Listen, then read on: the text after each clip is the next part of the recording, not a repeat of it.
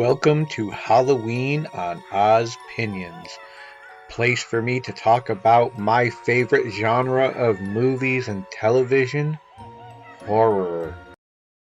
Hey guys, Ozzy here. I just wanted to come on real quick and give you a few movies that you might want to look into off of Hulu for the horror movie season of Halloween. We have starting off with 10 Cloverfield Lane. Um, this one I particularly liked.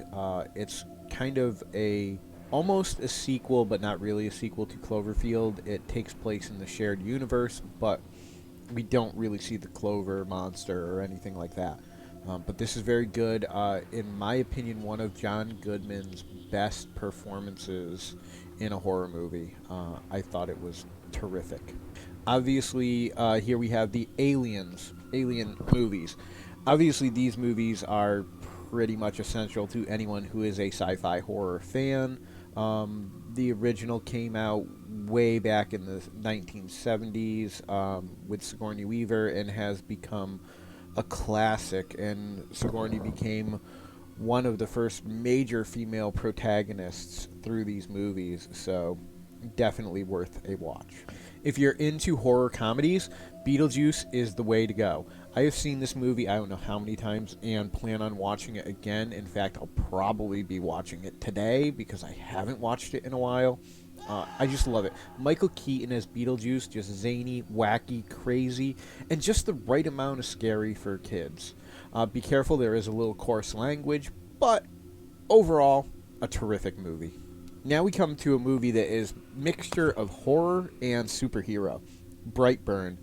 This movie is basically a what if, and it would be what if Superman had all of his powers but no real moral code. It's a great movie for people who are really into the superhero stuff. It I'm hoping there's a sequel because it kind of leaves it on a wonderful cliffhanger that I really want to see more of. So it's a great little horror movie with superhero aspects and really holds the attention with some great scares and some great death scenes. Obviously, you've got to put in the Child's Play series, and I am once again including the remake that came out. We are talking all of the Child's Play, including Bride, Cult, and Curse of Chucky. These are just fun movies. The Charles Lee Ray using voodoo to go into a good guy doll and just then still being a murderous little asshole. Terrific movie. I loved all of them. And Brad Dourif doing the voice for Chucky is just wonderful. With this new incarnation, we had Mark Hamill do the voice, and I think he did a wonderful job. Mark Hamill has a great voice for voiceover acting, that is for sure. He has some dynamic range. I don't hear it talked about a lot, but Crawl I thought was a really good movie. It's basically a flood, and crocodiles are in and they're infiltrating houses and things like that, and people are trapped with them in the houses. It's pretty tense, has some really good visuals, and with the underwater and stuff, if you're into that kind of thing, it can be a little bit trippy. Coming back once more to horror comedy, Elvira, Mistress of the Dark. I've had a crush on Elvira since I was a kid. The nice legs and stockings with those cool looking charcoal eyes, the big hair, and that bubbly personality. This movie is just her being her crazy, silly self that you see on when she would introduce the movies, but you get to have her being that wonderful, silly, crazy self throughout the entire movie. Really funny, great movie to watch. Escape Room. For me, this movie I thought was really inventive. The fact that they were using escape rooms as a mode for killing people, it kind of felt a little bit like Cube. This one you have to solve the riddle while you're already in there so you don't die. Really kind of different, and I'm looking forward to seeing the sequel. Obviously, I have to add in Jeff Goldblum in The Fly. This is definitely a Cronenberg and 100% body horror sci-fi movie. This definitely the way to go if you were looking for kind of gross out horror that you want to watch but you want to turn away at the same time. This is the way to go. I would be remiss not to mention the Friday the 13th series. Really, as a horror movie fan, it's kind of required watching. So, if you're up for taking a deep dive, you can spend the weekend with Friday the 13th. Jordan Peele is, in my belief, one of the up and coming modern masters of horror. Get Out. Bringing the experience and making our protagonist a black man who is trying to meet the family of his white girlfriend and then finding out that these rich white people are using black people to be experimented on. I don't want to give away the full twist, but there's a lot there's a lot going on here, and all of it is very good, and I believe that Jordan Peele has a lot more to show us over the years, and he's just getting started with Get Out. Moving on to a twofer, we have Happy Death Day and Happy Death Day to You, obviously the original and then the sequel to Happy Death Day. This is kind of a horror movie version of Groundhog Day. Our protagonist just keeps dying until she finds out who is killing her and why.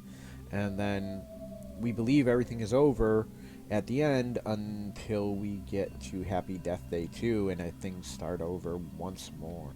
The Rob Zombie Trilogy, definitely worth the watch. I mentioned it on my 31 Days of Horror, but for me, Rob Zombie, his kind of guttural, dirty, down and gritty style is very good. The ultra violence in it definitely can be hard to watch for some people, but if you're up for it, this series of movies follows the Firefly family going on their killing spree. In a way, you end up rooting for them. You want them to make it because whatever Rob Zombie does for these characters, he makes them interesting. Again, Lake Placid is something that I have to bring up simply because you have an oversized alligator or crocodile, I forget which one, terrorizing a lake, and you have Betty White with the F word flying. For a kid who grew up watching Betty White as Rose on Golden Girls, this was just shocking and hilarious.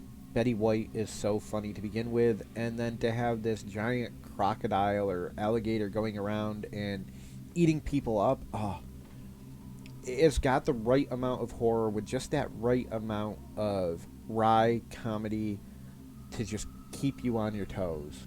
I have to admit, I'm a huge Jason Statham fan. I like most everything I've seen him in, and I was actually out taking a trip to Montana when The Meg was in theaters, and I took the opportunity to go and see it in the theaters. Taking a Jaws-like movie and adapting it to the here and now, and taking a shark and just blowing up to absurd proportions. Wonderful, fun, horror-type underwater movie, so great visuals as well, wonderful cinematography. If you want a hard movie to watch, if you want a movie that's going to give you the chills, watch Mother. A pregnant woman and her husband all of a sudden become the center of a cult who are following the husband, and the mother gives birth and their house has been invaded by this cult, and you just have to watch it. I really don't want to spoil the whole thing, but be prepared. It is not for the faint of heart, and it is not for you if you can't handle some very disturbing imagery. Alright, I mentioned it before, but I have to say it again. This is not just one of the best horror movies of all time, but possibly one of the best movies of all time. For the budget that it was shot on, for the fact that it's still relatable today, and it's still relevant today, Night of the Living Dead has surpassed so many things. George Romero was the man. He is the godfather, the grandfather, the all-father of zombie movies. No one would have what we have today if it wasn't for George A. Romero's Night of the Living Dead. All hail George A. Romero.